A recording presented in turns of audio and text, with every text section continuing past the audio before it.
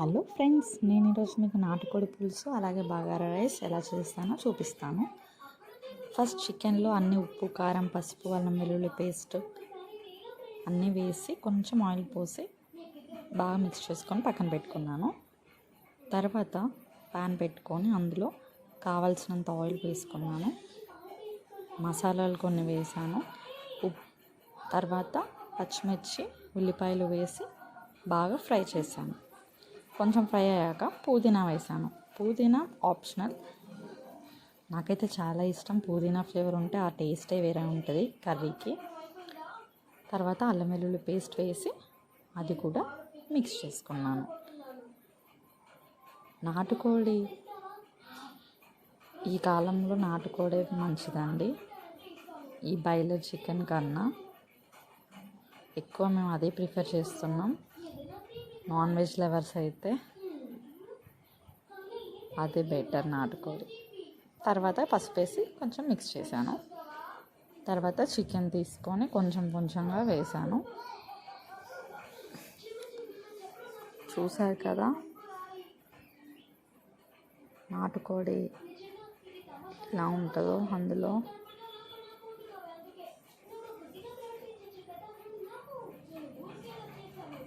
Vlog చేయడం చాలా రోజులు అయిపోయిందండి. అసలు చేయడం వీలు అవ్వట్లేదు. పిల్లలతో స్కూల్కి వెళ్తారు, ఇంట్లో వర్క్. ఎన్ని రోజులకి మళ్ళీ ఒక వ్లాగ్ పెడుతున్నాను, తప్పకుండా చూడండి. ఈ కర్రీ అలా కలిపి మూత పెట్టేశాను.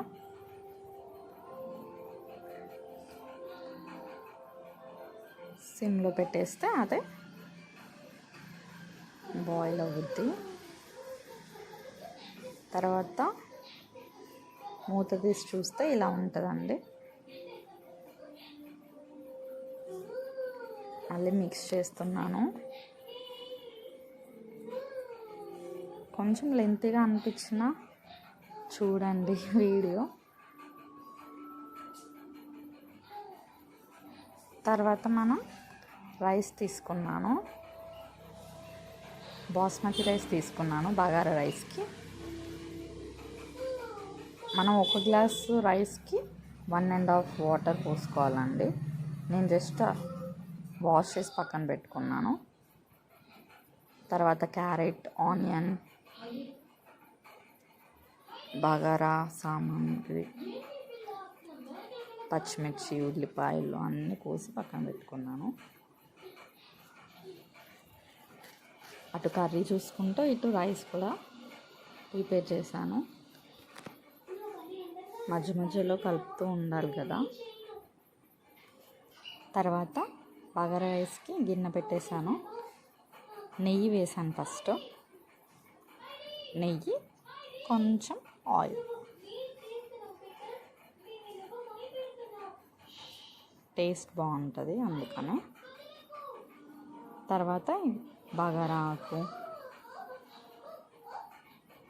యాలకులు, లవంగాలు అవన్నీ వేసారు.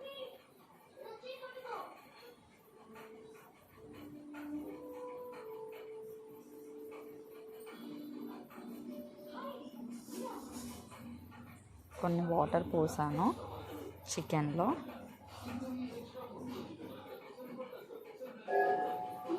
అంతలా అది వేడైపోయింది. ఇప్పుడు వేస్తున్నాను అన్నీ.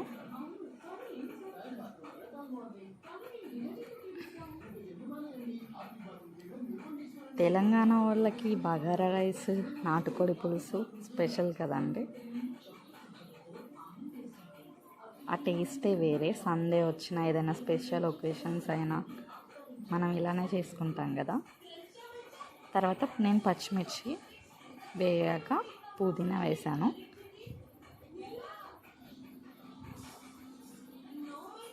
తర్వాత ఉల్లిపాయలు కూడా వేసి మంచిగా వేయించుకోవాలి. గోల్డెన్ బ్రౌన్ కలర్ వచ్చే వరకు వేయించండి. తర్వాత నేను క్యారెట్ వేసాను. క్యారెట్ కూడా మంచిగా కలుపుకోండి. మగ్గాక సాల్ట్ సరిపడా వేసుకొని మిక్స్ చేసుకోండి.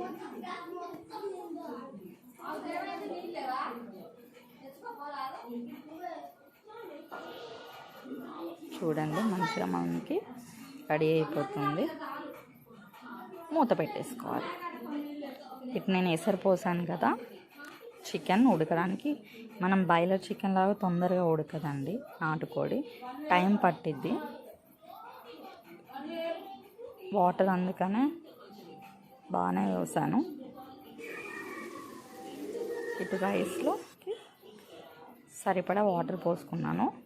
నేను చూసాను కదండి, చెప్పాను కదా, మనం ఎంత క్వాంటిటీ రైస్ తీసుకుంటే ఒక గ్లాస్కి 1.5 వాటర్ సరిపోద్ది. మెత్తగా కావాలంటే 2, నానితే అవసరం లేదండి. 1కి 1.5 సరిపోద్ది బాస్మతి రైస్కి. ఓకే, ఇక్కడ మరుగుతూ ఉంటే నీళ్ళు మరిగేటప్పుడు రైస్ కూడా వేసేసాను.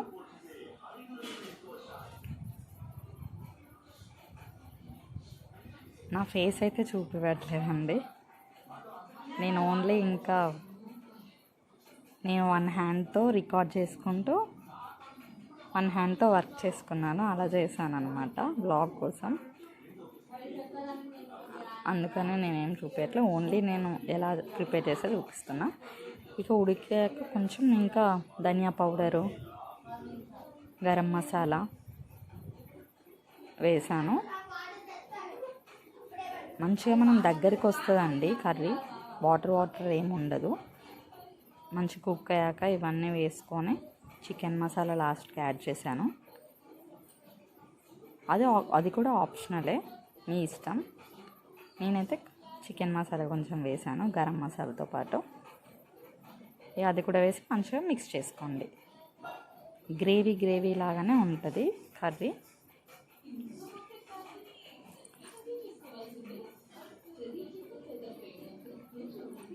అది కూడా మీకు చూపిస్తాను. లాస్ట్లో పుదీనా వేసుకున్నాను. చూడండి, చూస్తూనే గుమగుమలాడిపోతుంది కర్రీ. నోట్లో ఊరుతుంది ఎప్పుడు తిన్నామా అని వీడియో చూస్తూ ఉంటేనే. అటు బగారా రైస్ కూడా అయిపోవచ్చింది.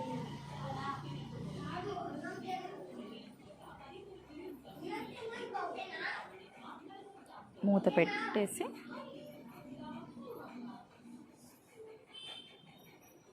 కొత్తిమీర వేసుకొని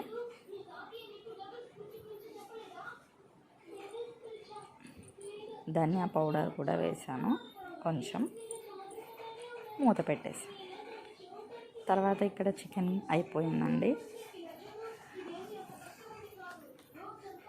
చూసారు కదా, ఆయిల్ ఫ్లోట్ అయిపోయింది మీదికి. మీకు చూపిస్తాను నేను.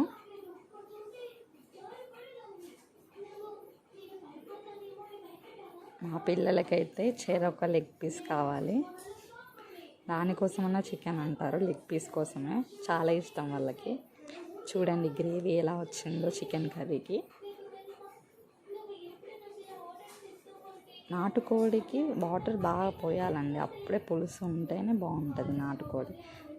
అలా అని బాగా నీళ్ళు కూడా కాదు, ఇలా గ్రేవీ లాగా రావాలి. రైస్ కూడా అయిపోయింది.